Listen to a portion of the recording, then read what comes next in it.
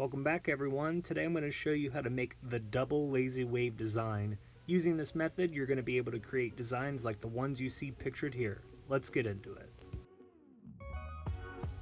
First things first, we're going to add our initial base. In this bed I'm using 300 milliliters of clear glue. Once we get our clear glue laid out, we're going to pick up the disc and give it a little swirl just to make sure we have a nice flat layer to lay our lotion dye on top of. Now it's time to start laying down our dye lines. If you haven't watched my video on how to mix lotion dyes, go to my profile and give that one a watch. It's going to walk you through all the steps you need to actually mix the lotion dyes that you're seeing me use here. Essentially what we're going for here is total coverage of the glue bed with our lotion dye. What you want to avoid are any spots of glue that remain uncovered by the dye. What's going to happen with that is it's going to lead to general sloppiness of the final result, and it can lead to bleeds. So don't be stingy with your dye, just make sure all the glue is completely covered.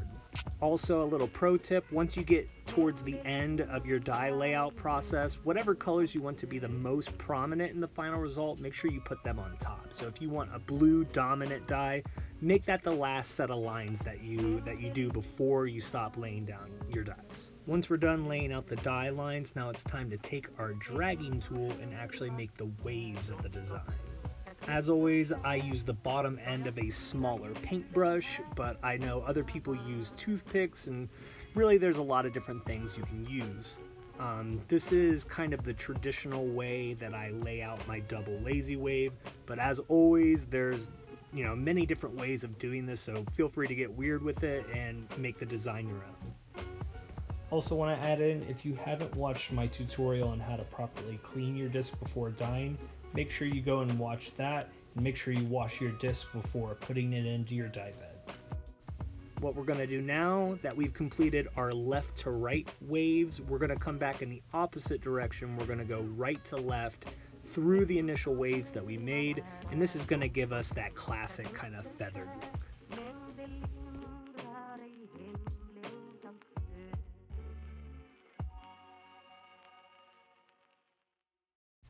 Also, if you can't see it clearly in the video, after each of these drags, I'm lifting up my dragging tool and wiping off the glue and excess dye on the end of it. Just make sure it's clean before doing each line.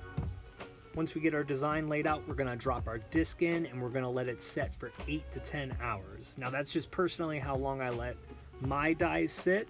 Feel free to experiment with your time. Remember, shorter amounts of time for lighter dyes, more pastel looks, and then longer sit times for bolder, more vibrant colors.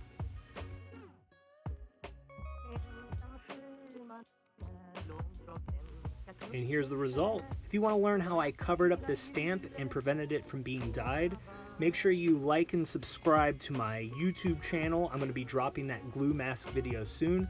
Follow me on Instagram at dyesbyred, and if you're interested in purchasing anything I've dyed, go to dyesbyred.com. Thanks for watching, and we'll see you next time.